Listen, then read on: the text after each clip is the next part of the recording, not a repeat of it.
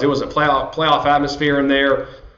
It was electric in there. It was loud, and just to come up that short, it definitely hurts, and it's part of the game. But hopefully myself and everyone, right? We learn. Let's not, next year. Let's do a hell of a job, and let's not, let's try not to be in that position. Yeah. To where you're going into week 17, and hopefully you're already in.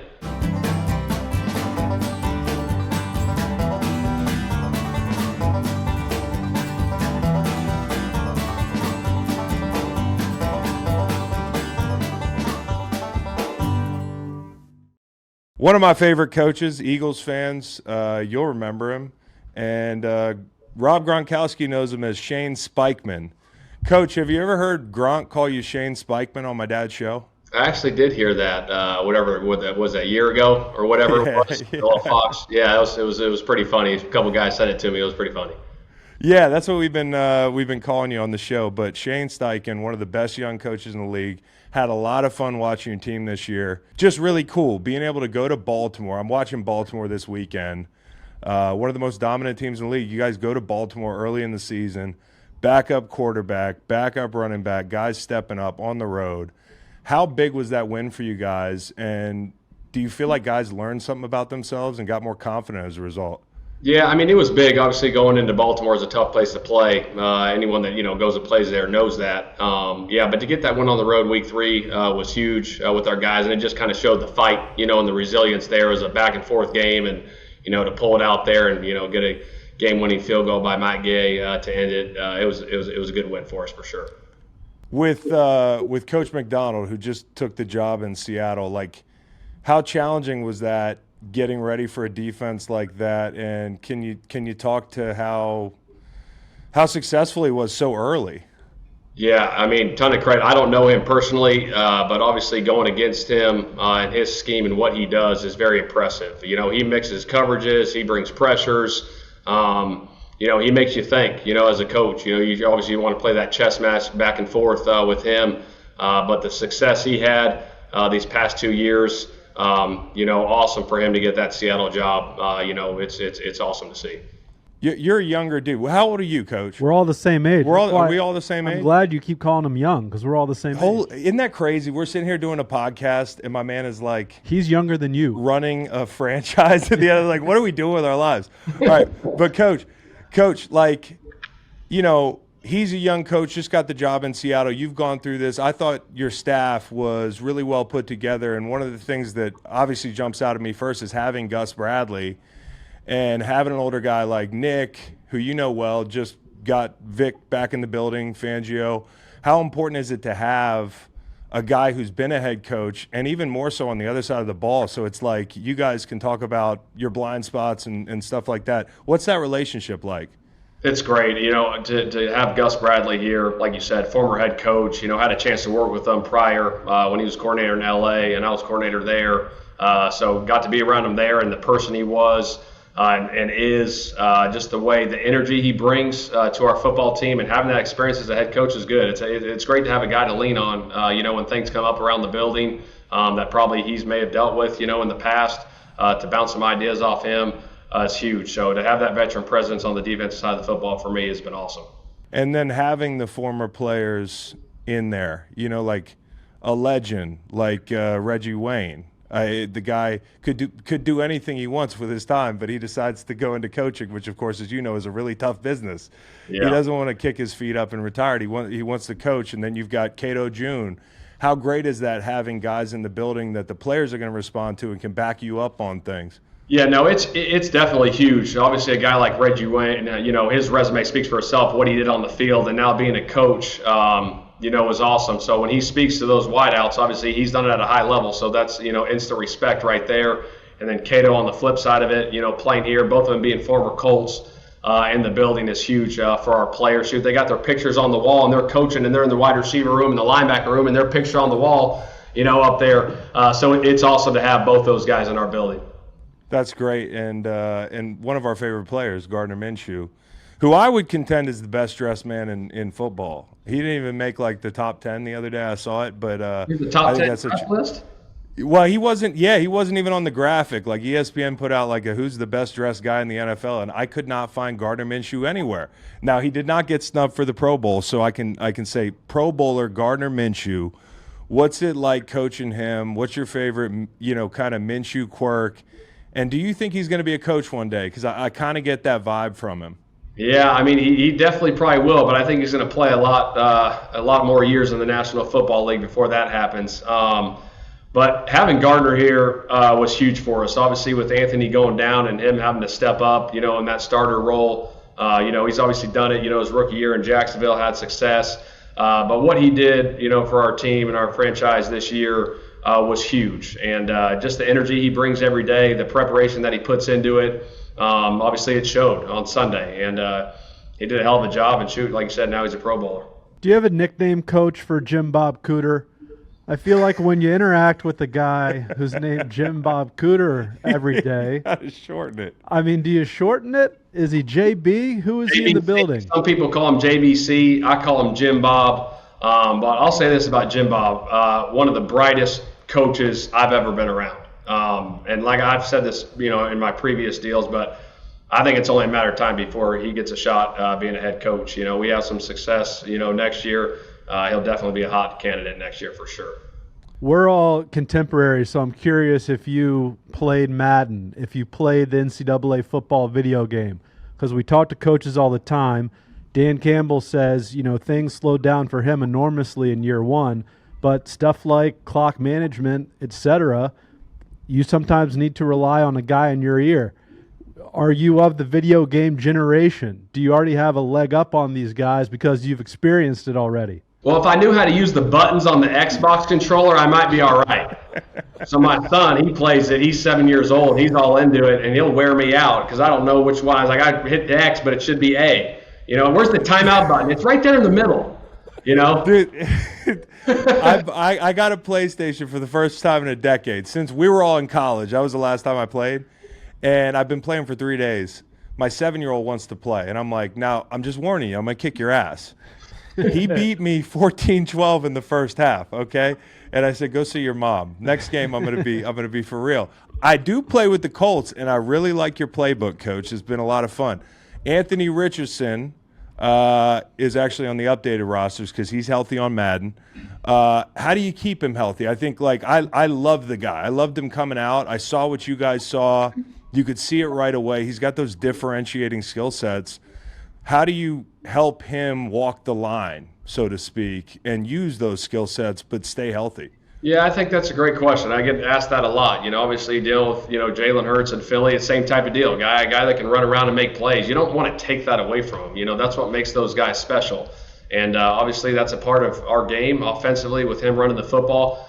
But, there's a time and a place, when to go get it. Shoot, is it a got-to-have-it situation where you got to go get it? Yeah, you got to go get it. But, it's first and second down, and it might be 2nd and 5, but shoot, I'm going to get those 2 extra yards and take a big hit. Make it 2nd and 5. You know what I mean? It's all right to be 2nd and 5 than 2nd and 3, and we'll live with that. So those are conversations, that we've had obviously when he got here and ongoing, and we'll work through those this offseason again. But obviously, staying healthy in that position is huge. In Buffalo, they have that thing where if Josh slides, somebody has to wear a jockstrap to practice. You could incentivize. Yeah, it's like if Josh actually gets down and slides, they put Dawson Knox in a damn jockstrap and run him around. I don't know why guys think that's a perk, but everybody thinks it's like it. Maybe you do something like that. But I love Anthony Richardson. I can't wait to see him healthy again. Young quarterbacks, you've had Herbert, you've had Hurts, you've had Richardson. We see a lot of these guys who can move, and you also see a lot of guys who don't take a lot of snaps under center. Yeah. And I wonder how hard that is, and what goes into that, because I don't hear coaches talking about is it a foregone conclusion that guys that take gun snaps their whole career in college are not going to be able to take snaps under center, or does it just depend on the athlete and the player? I think it's a little bit of both. I think, taking a snap under center, even though you've been doing it in the gun your whole life, I mean, these guys are athletes, right? They're professional athletes that play quarterback in the National Football League that should be able to take a snap under center. So I think that if that's part of your game plan, and you want to, implement under center stuff, I think it's good to have both under center, shotgun, pistol, do all that stuff, you know what I mean, and kind of keep defenses off balance, obviously within the game plan. So Motion's become a big part of the NFL. It's almost like now if you're not running motion, people are like, what's wrong with you? And, it wasn't like that back in the day. I know there are man zone identifiers that you guys are looking for, but what else can you glean from motion for people at home? And then also, are there young quarterbacks that struggle and would prefer a static picture, and how do you get them out of that mindset? I think there's both. Obviously, motion can help if it gives you an answer defensively, but also it creates confusion a little bit on defense. With motion in a guy, they got to make adjustments, whether rock and roll and safeties, whatever that may be. I think you use motion if you know it's going to help you, and obviously it does create confusion as well at the same time. So it's just kind of how you build your offense, and some plays might not have motion. Like, shoot, if we line up in this, we know what we're getting. And we feel good about it. But shoot, we're going to motion this to hopefully get this adjustment. And shoot, if they don't adjust to that, hopefully there's miscommunication on the back end, and you create a big play off it. With Phillip Rivers, because you had Phillip, I don't know if he's one of the last of the great pocket quarterbacks, quote unquote. But the game's changing now where it's almost like a guy that works from in the pocket and only works from in the pocket can be devalued a little bit. What's the conversation around that evolution, and why would somebody like Phillip Rivers still be able to play in today's game? Well, being around Phillip, the smartest guy I've ever been around, playing that position, just how cerebral he was. I mean, he saw the picture happen before it happened. The way he was able to stand in the pocket on third down and deliver it on 3rd and 9 with the guy, barreling down his chest and boom, getting that ball out and throwing from the different arm angles. I think his processing speed was just super, super special. And I think that's what made him really good, along with his accuracy. And, creating plays doesn't always have to be, he creates a ton of plays outside the pocket, moving around. You can create them with inside the pocket. And that's where he was so special. He could feel, boom, maybe a game, a TE stunt coming, and it's like, oh, shoot, I got to sidestep this guy, and he could feel it. Obviously, he's feeling the rush. He's not seeing it. His eyes were always downfield.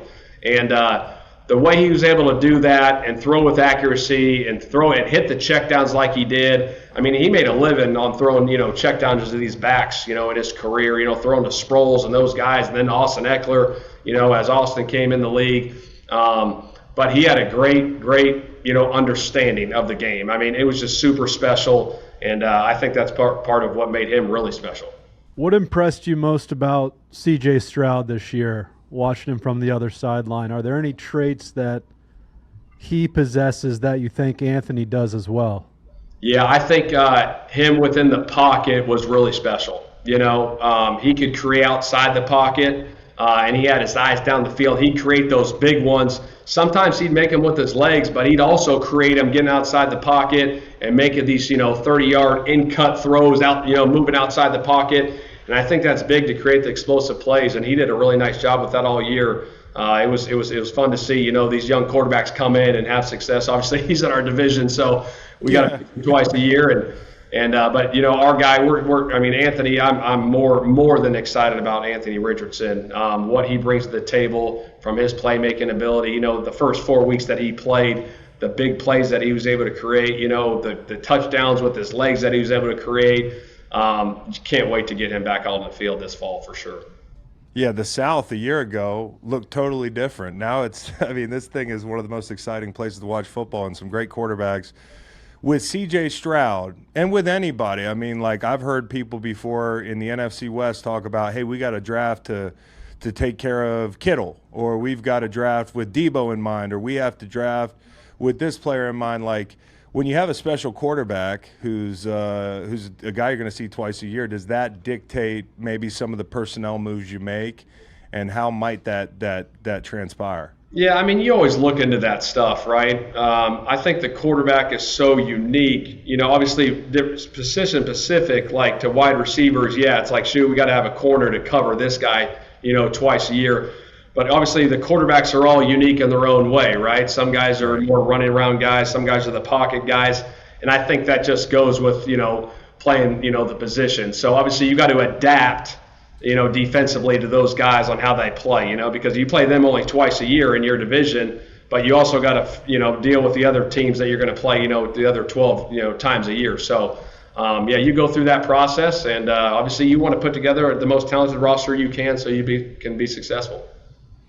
Well, I mean, talking about personnel, I love watching your receivers because they're just big physical guys, and you've spoken to Pittman's toughness, and you've got big tight ends. One of them we knew from University of Virginia, Jelani Woods, and you know, like, I thought adding a Downs, it's so important, and I don't think a lot of people talk about this enough. Where, you know, I heard Brandon Staley talk about, hey, we want our guys to look like the Chicago Bulls, but I don't think people realize the Bulls had, you know, two guards, and they had their Steve Kerrs, and they had their, like, talk about the diversity of body types you need outside, and, like, you know, the different functionalities of having those different guys.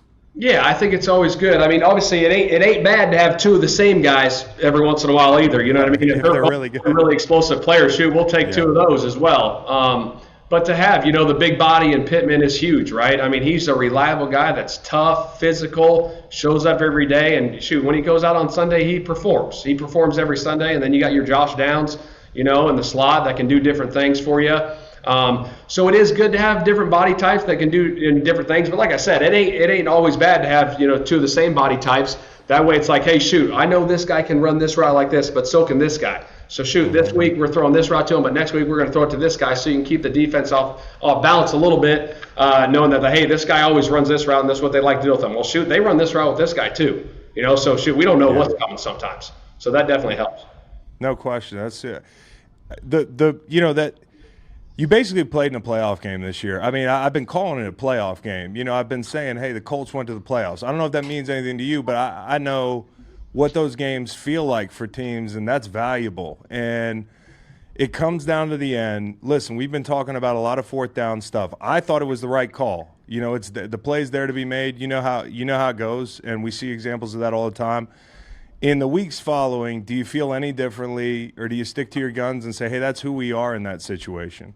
No, I mean, obviously, you know, it's just with anything, right? When something doesn't work, you always think about it, especially in that situation. It's a huge game, and you know, the look was there, and, you know, it didn't work out. And that's part of the National Football League, and obviously you want to create those and get those conversions.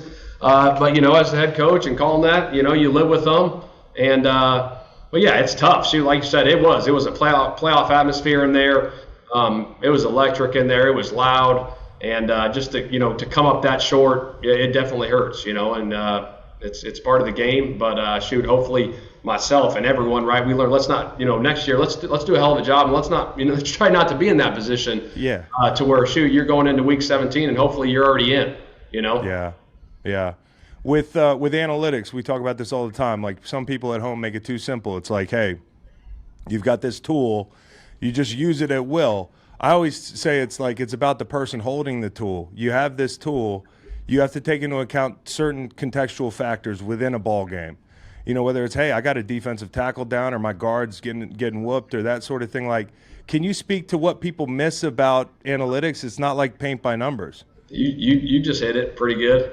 Okay, that means a lot. All right, there we go. Pretty good. Yeah, no doubt. There are charts, and shoot, yeah, I listen to them and stuff, but you also got to feel the game. You know, you got to feel the game. What's the score? Shoot, is this a time to go for it on fourth down, or shoot, this is a time to kick a field goal and go up 2 scores? You know, you got to feel the game, feel how the defense is playing, feel how the offense is playing. You know, if you're rolling in the game and you're in the second, third quarter and you feel good about the call and you're rolling and you got confidence in it and it's 4th and 4 at whatever the, you know, 44-yard line, and you feel good about it, great, go for it. You know what I mean? And obviously it's about results too, right? You go for it and you make it, it's great. You know, and you don't, obviously it's like, shoot, should they have punted there? Yeah, maybe.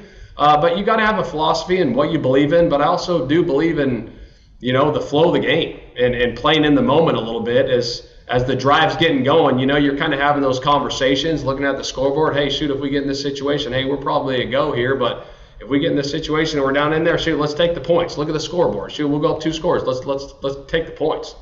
Yeah, I wanted to talk about the Super Bowl coming up and just in general that experience, because you've been through it. And I wanted to start with the team that, you know, a lot of these listeners are fond of, the Philadelphia Eagles. They loved your time there. I know that you have great relationships with those people. I know that you're a New Heights listener, so we got to get you in the loop here on Greenlight. But with Jason Kelce, the player, I don't think people understand how much does he change what you can do in the run game. You know, I look at certain tackles like Penei Sewell and like Trent Williams and the things they can do getting out on the perimeter. Not every center can run like Jason Kelsey, especially not at his age. How differentiating was having that guy? He was special. One of the most special players I've been around. Since I've been coaching in the NFL. Those 2 years I was with him. Just the way he played the game, the way he prepared for the game, was phenomenal. And like you said, what you could do with him in the run game and him getting out in space and pulling and getting up on the second level and sometimes even the third level. You know what I mean, on screens and getting out. It was really special to see. I mean, he's very, very rare, in what he does at his position, for sure. And with Nick, what would you say his best quality is? I feel like any great coach I've been around, I could say like, hey, this was the personality trait or this was the thing that differentiated him. You've known him a while. What do you think makes him special enough that they've stuck with him and they believe in him and, y'all got to the Super Bowl? Oh, yeah. Heck yeah. I love Nick. Very demanding. Accountability is huge with him. He wants things done a certain way, that's your job as a head coach, and there's a standard. And he set that standard, and you've seen what he's done in 3 years. His record speaks for itself. You can't say enough. I mean, it's hard to do what he's done in the past 3 years on any team. And it's a credit to him. It's a credit to his coaches. And what they've done there the last 3 years is pretty freaking special. You're close with Nick. You're close with the guys. Would rather see them go 15-2, scoring 35 points a game this year, or 5-12, scoring 13? Like, we miss our guy. If I'm him, I'm saying 5-12. But yeah. No, I'm telling you what, I rooted like them for crazy this year. Yeah, I did. Yeah. I wanted them to do the best they could and shoot. They had a hell of a run. They wanted to shoot 11 games. It's hard. That's so hard. It's hard to win 9, 10 in this league.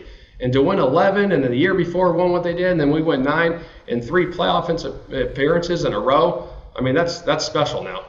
That is special. Yeah, and for a team like yours that you plan on competing deep into the postseason, I think like you can point to a situation like that and say, hey, that's a great team.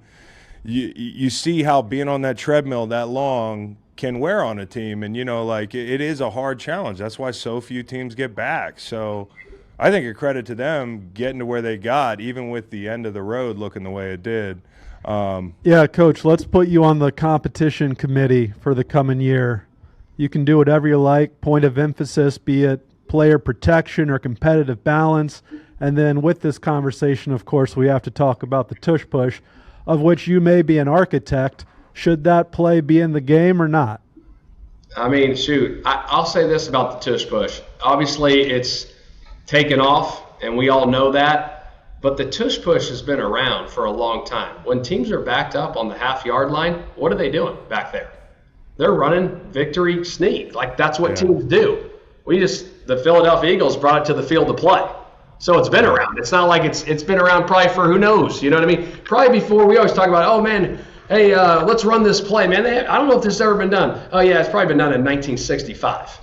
At some point, So it's probably been around. But, shoot, they obviously Philly does it better than anyone. And, to me, to have an opinion whether they keep it or not, that's the competition committee. I know you put me on the spot, but get bigger guys, though. That's my argument. It's like all these other teams, they get hurt doing it. It's like if it was such a cheat code, everybody else would be doing it. You got to get bigger guys. You just got to have Jordan Mailata and Lane and Jason Kelce. Well, shoot, Quentin Nelson, Ryan Kelly. I know, that's what I'm saying. He got some big ass yeah. dudes. What was when you first heard about? What was the genesis as it pertained to the Eagles when it came to that tush push? Like, what was the first time you ever heard the idea in that building? Well, we were in a meeting, and Nick was like, hey, let's put a pusher back there. I'm like, all right, cool. So we did. And then it was like, and then it was like, hey, what if we did this with it? And, it just kind of built it. It's like, let's put 2 guys back there. Well, shoot, all right, we can do it. And then it kind of just took on a life of its own, That's so good. It's simple. It's simple shit. All right. We've been talking a lot about the rigors of being a head coach who's, you're trying to do your job or being a coordinator, trying to do your job. It's a playoff run. It's an imperfect setup because there's no way to push some of these interviews back, but they happen during the playoffs. Now, you had the bye week, so you're able to conduct that interview during the bye week. Like, what are the challenges of that thing? Because I think, players can appreciate y'all are in a tough situation, but it's also probably not ideal for y'all. Like, what are the challenges of trying to get that next job while you're currently giving everything to your players? Yeah, I think part of it is, obviously a lot of guys have goals to be head coaches in the National Football League, which is great. I think, those summers leading into when you think you might have a chance and your name, is getting out there, is you kind of do the work in the summer. You know what I mean? Yeah. When you get your break and you kind of put your plan together. And so if it does come up and you get the opportunity, you kind of built it, and you're ready for that opportunity. And obviously, with my situation, we had the bye week, so it worked out. You get the bye week, so you got your Friday afternoons that you have off a little bit after you're done with practice. So instead of doing the family dinner night, it was an interview night. And then obviously, doing the second round of interviews after the NFC Championship game, you got 2 weeks to prepare, so you go through your week of preparation, and then you got your Friday and Saturday afternoon like you would. So that's how it was for me, and then that was it, and then you go from there. Last couple here, Coach. With the Super Bowl coming up, obviously Vegas is a whole nother challenge, and you know that. You coached at UNLV. Went to right? UNLV. Went to UNLV. So you've been a player in Vegas. These guys, it's the first time in their life they've been a player in Vegas for a week for most of them. But coaching in Vegas this week for the Super Bowl, what's going through these coaches' heads? Like, what are the challenges of game planning for a Super Bowl relative to a regular season game, or is it all the same? Yeah, I think obviously this week was huge for both teams, right? They're at their home, spots getting ready and probably going through their normal week of preparation and going through it. And then, this week going out to Vegas, they'll be locked in again, and now they get their second week of ramp up. So they're getting their game plan's probably in, I'm sure, heading out there this weekend, they'll probably be in, and then they'll just touch it up next week. I don't know how they all, both those teams are going to do it. But, they get to touch it up and revamp it next week. So you really get, 2 full weeks to get ready for this thing and make sure it's all dialed in.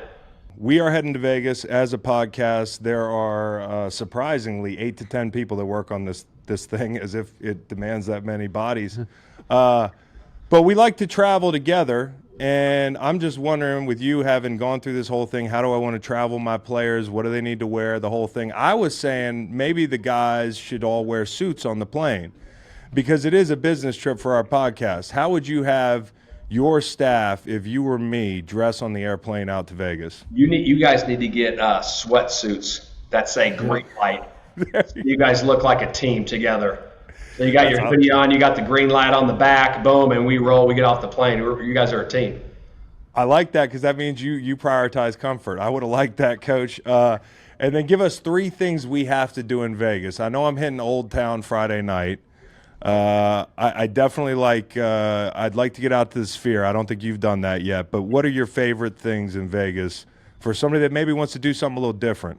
Well, it's interesting because looking at what's going on there, there's so much new stuff out there now. It's been growing like crazy, and I haven't been out there, I haven't really been out there and hung out in I don't even know how many years. But you got to go to a nice dinner.